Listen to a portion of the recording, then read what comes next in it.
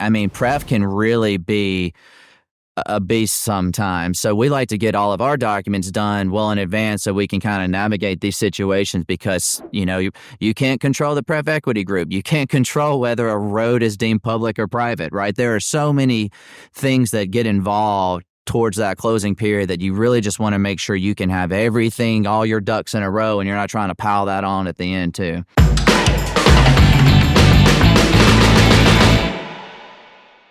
Cool. Kyle, welcome to the show. Garrett, thank you very much for having me. I really appreciate it.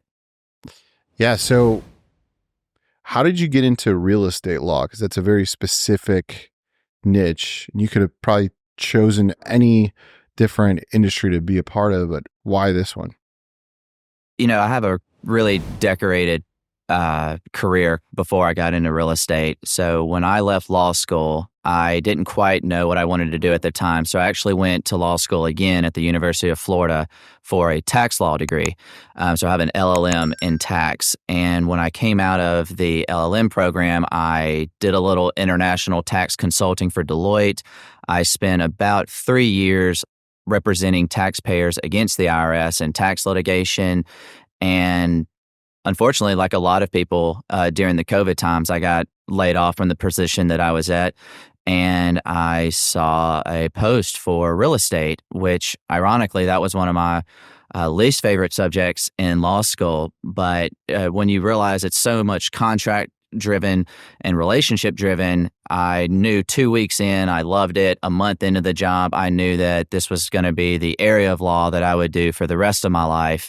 And after a year and a half of working at another law firm, I started my own firm doing commercial real estate acquisitions and dispositions, as well as SEC compliance. Cool. So what gave you the courage to kind of branch out on your own? I came to Dealmaker Live in 2022, and I met a lot of the attendees and probably some of your mentoring students at the time, and some of them became clients. Most of them became friends. One in particular, Julie Holly, is a dear friend of mine, and she gave me a lot of confidence that, you care a lot more than, previous attorneys that we've worked with in the past. I think that it would be a great thing if you went out on your own. It's probably not as scary as you think it is. And, I just kept feeling myself pulled in that direction. I believe that lawyers' roles are to mentor and educate aspects of the law. I don't think that it should be a hide the ball, let me research that and come back and bill you for it later. I think it should be very purposeful and relationship driven. It's actually a goal of mine to grow organically and form relationships with my clients. And I would say many of my clients are friends of mine, even to this day. And, there's obviously that line that you want to toe, when you're being professionals and whatnot. But I care so deeply about my clients. And then I started getting into real estate myself. I have a self-storage development project where the remaining acres we're going to develop condos on top of it in a college town in Mississippi where I'm from. And one of those partners I met at Dealmaker Live last year. So I say that to say that I've gotten in real estate myself a little bit. I'm certainly not to your level yet, but I know what that stress feels like. I mean, getting into this business, how did you kind of learn that process? Because that's really important too, to go from A to Z in any deal, any transaction. How did you kind of learn how to do that and streamline it? So the way that I learned it was I'm very timeline. I like to see a timeline, and then I kind of figure where things fill in that way. Now, every deal can be a little different. Title can overlap in different ways for different reasons. But once you see when items come into play, like for example, when you're doing your due diligence period, you're really dealing with the seller and getting the items from them to review, and you're dealing with title and possibly survey. Once you get past the due diligence period, you're dealing a little less with title, maybe the lender's policy, but once it's kind of getting to it and then moving on to the next phase. Then you're dealing with the lender, their checklist, their loan documents. It's not going to be negotiable if it's agency debt, if it's bridge, maybe it is, right? So when you're in that part of it, it kind of dominoes is a really good way to say it. So what is lender going to need? Probably going to want to see the survey and the title commitment that you just got, right? They're probably going to want to see the purchase and sale agreement. So when you go ahead and say day one, here's everything you need, lender, they can give you that checklist back, and then you can jump right into the documents that you know you're going to need. Our firm is particularly on top of that, where we like to have everything wrapped up on our end a full week to 2 weeks before the closing date, where maybe we're just waiting on clients to execute the document, but the document is otherwise vetted and approved by the lender. Because, like you say, something can always come up last minute. Two things come to mind on a recent transaction that a client did, if I can speak on that. Oh, yeah. There was I'm still confused as to how this happened, but the way that the survey and the title policy was written, there were clearly two access points of roads, right?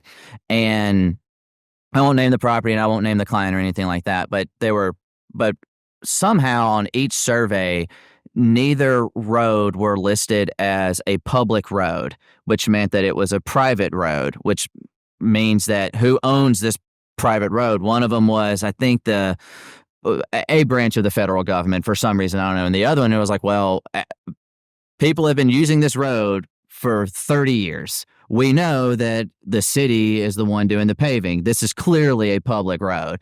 And then title and lenders counsel is like, well, we don't have anything documenting that. And I was like, how do I go about documenting the existence of a public road, right? So naturally, we call the city, get that ironed out. But that was a whole hiccup 2 weeks prior to closing. And then in the same deal, a week prior to closing, that particular deal had pref equity involved. And the pref equity didn't necessarily retrade, but, made the closing a little bit more difficult than it needed to be, Pref equity is not your friend. They're an equity partner and that's it, and sometimes in other deals, I've seen pref equity retrade. And it's like, well, no, we actually want to change the pref terms, or we're going to cut down your acquisition fee, or we want you to put an extra $300,000 into an account for maintenance, even though it was a new build. Why is there maintenance items for a new development project? I mean, pref can really be a beast sometimes. So we like to get all of our documents done well in advance so we can kind of navigate these situations, because, you can't control the pref equity group. You can't control whether a road is deemed public or private, right? There are so many things that get involved towards that closing period that you really just want to make sure you can have everything, all your ducks in a row, and you're not trying to pile that on at the end too. Yeah.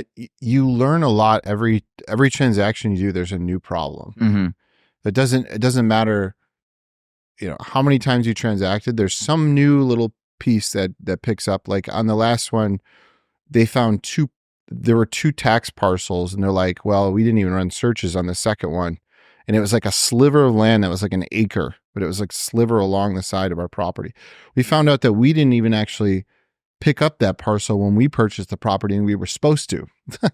Perfect. So it worked in our favor that time, but then we got to go back and try to grab that land. We missed an acre off the site that we should have owned. But that was a whole confusing thing that happened in the middle of the transaction. You're trying to beeline it to closing and get everything done and wrapped up. And so as long as you can if you're rate locking, you get to like 2 days before closing, you can get to your rate lock, get everything buttoned up enough to get to that part where you're putting the deposit down, then you can typically close a couple days after that. I agree with that. But if you can't get 2 days within 2 days of closing to rate lock, then you're kind of in a tough spot. Once you get to rate lock, it's really the lender's deal to get you closed. Less about you. And so, yeah, it's a lot of craziness that you have to deal with. I'm going to pivot a little bit. So there's also a lot of transactions that are happening right now that are, we're seeing all kinds of stuff, all kinds of bad things happening, foreclosures, just a lot of like lender issues, things like that. What are you seeing on that front in general? Like where things are in the market now, what kind of distress are you seeing being from sitting in your position? Well, a lot of times, there are operators who and I want to preface this too, just because a deal is possibly distressed doesn't mean that the operator in and of itself did anything wrong or did anything bad. I'm sure there are operators out there in the Texas or Florida markets that achieved the rent growth that they thought they would receive, fixed all the CapEx items they were expecting. And then within the last 2 years, property taxes and insurance rates, tripled in some areas. Mhm. How do you underwrite that? There are so many people that are becoming the victim of these. One, the interest rate hikes. Two, the insurance rate hikes. And then property taxes, depending on the state that you're in, where you're seeing a lot of distressed assets for that reason. Now, are you asking me on the acquisition side or the disposition side of that? I mean, well, I guess both. What are you seeing as far as distress in general from people in general? I think that a lot of people that are distressed are doing everything they can to get to the next rate cut, whenever that may be, right? One of the things that you're really starting to see, though, is that time has kind of worn out. Your extensions have probably been all exercised at this point, and the lender that you have is saying, we're going to foreclose. We don't want to keep extending, yada, yada. So I think what you're going to start seeing is a lot of, I hope not, but I think you're going to start seeing lawsuits from deals that went south where investors are possibly, suing the syndicators. And I think that a lot of people, rightfully so, worry about the content that they create in terms of, am I compliant with the SEC, for example, like in a 506B race, something like that, where they're not allowed to advertise, but what can I say? What can I say? I think that a lot of what you're going to see, checking previous social media posts to see if certain returns were guaranteed in a certain way or whatnot. So I think there's going to be a lot of circumstances where you see people suing syndicators if they had to do additional calls and whatnot, unfortunately. Yeah, I mean, it's something that is definitely going to exist because you've got people that came into deals as an LP, they're your hands off. You're not really paying attention too much. You don't really understand what's really going on in the commercial space. All you know is that everything else around you seems to be okay. Your home price hasn't gone down.